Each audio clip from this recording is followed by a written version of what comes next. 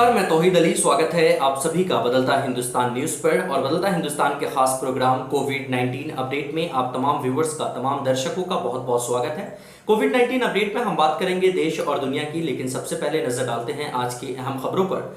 बिहार के अररिया जिले से पिछले दिनों जो तस्वीरें सामने आई थी, जिसमें एक कृषि पदाधिकारी एक चौकीदार से सरेआम उठक बैठक करवा रहे हैं और इस मामले पर संज्ञान लेते हुए बिहार के डीजीपी ने भी उस चौकीदार से फोन पर बात किया और डीजीपी ने भी ये कहा था कि जो भी दोषी है, जो पदाधिकारी का जांच चल रहा है और पदाधिकारी के खिलाफ सख्त से सख्त कार्रवाई की जाएगी जांच पूरी होने के बाद। लेकिन इस मामले पर बिहार सरकार ने एक अधिसूचना जारी करते हुए ये जानकारी दिया है कि जो कृषि पदाधिकारी हैं उसको अब पद स्थापित किया गया है और उसको कार्यालय पटना बुला लिया गया है और उसको पद स्थापित करते हुए उप निदेशक का पद दिया गया है पटना कार्यालय में। तो ये कह सकते हैं कि कृषि पदाधिकारी का प्रमोशन करते हुए बिहार सरकार ने उसे अब पटना कार्यालय में उप निदेशक का पद पर प्रमोट कर दिया है।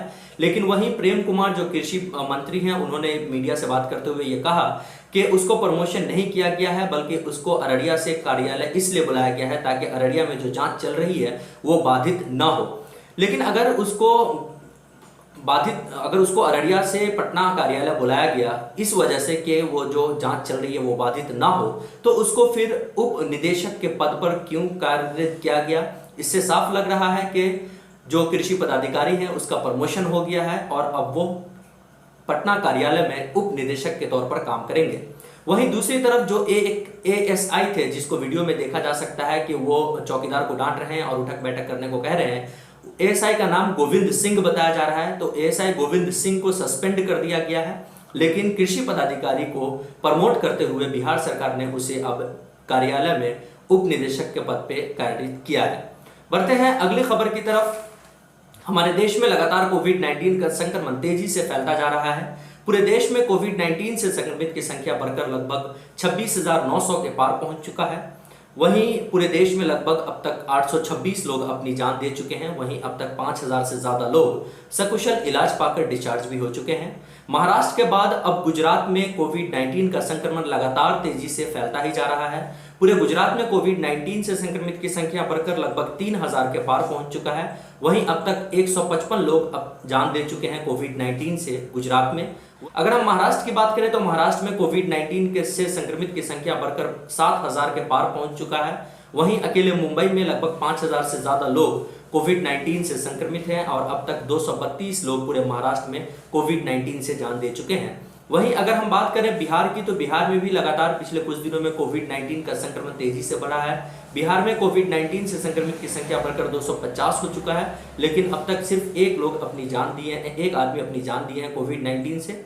वहीं जो बताया जा रहा है कि एक व्यक्ति जो दुबई से आया था, उसकी वजह से टोटल 34 लोगों को संक्रमण फैला है। इसलिए बदलता हिंदुस्तान आप लोगों से रिक्वेस्ट करता है कि अपने घरों में रहें, बिला वजह बाहर ना निकले। अगर हम पूरी दुनिया की बात करें तो पूरी दुनिया में कोविड-19 से संक्रमित की संख्या बढ़कर 29 लाख के पार पहुंच चुका है। वहीं टोटल मरने वालों की संख्या 2,03,000 के पार पहुंच चुका है। अकेले यूएसए में कोविड-19 की संक्रमित की संख्या बढ़कर 9,50,000 के पार पहुंच चुका है। अगर हम बात करें तो पिछले 24 घंटे में अब तक का सबसे बड़ा नंबर सामने आया है। कोविड-19 से संक्रमित की संख्या पिछले 24 घंटे में 1975 दर्ज किया गया है, जो कि अब तक का सबसे बड़ा बढ़ोतरी है। और जिस तरीके से लगातार कोविड-19 का संक्रमण हमारे देश में बढ़ रहा है, वो एक चिंता का विषय जरूर है। बढ़ते हैं अगली खबर की तरफ। प्रधानमंत्री नरेंद्र मोदी ने आज मन की बात में ये कहा कि असली जंग जनता लड़ रही है, लेकिन जनता अति आत्मविश्वास ना हो। ये ना सोचे कि उनके गली या उनके मोहल्ले में कोविड-19 नहीं आएगा, कोरोना वायरस नहीं आएगा। यह एक ऐसी बीमारी है और जिस तरीके से ये तेजी से फैल रहा है, ये कहीं भी किसी भी समय किसी भी व्यक्ति को संक्रमित कर सकता है। इसलिए लोग अपने अपने घरों में रहें, बिला वजह बाहर ना निकलें। साथ ही साथ उन्होंने ये भी कहा कि मुसलमानों ने पिछले रमजान में ये नहीं सोचा होगा कि इस साल के रमजान में इस तरीके से रमजान को सेलिब्रेट करेंगे, लेकिन चूंकि पूरे देश में महामारी है, पूरी दुनिया इससे लड़ रही है, मुसलमानों से उन्होंने कहा कि आप ज्यादा इबादत करें, ज्यादा दुआ करें और ये दुआ करें ताकि रमजान खत्म होते होते कोरोना वायरस भी हमारे देश से, पूरी दुनिया से खत्म हो जाए। बढ़ते हैं अगली खबर की तरफ। ममता बनर्जी सरकार के खिलाफ बीजेपी के कई नेताओं ने एक अनोखे ढंग से धरना प्रदर्शन किया। बीजेपी के कई नेताओं ने, जिसमें कैलाश विजयवर्गीय, बाबुल सुप्रियो वगैरह शामिल हैं। इन लोगों ने अपने घर पे बैठकर ममता सरकार के खिलाफ धरना किया और यूट्यूब लाइव के माध्यम से सभी नेता आपस में जुड़े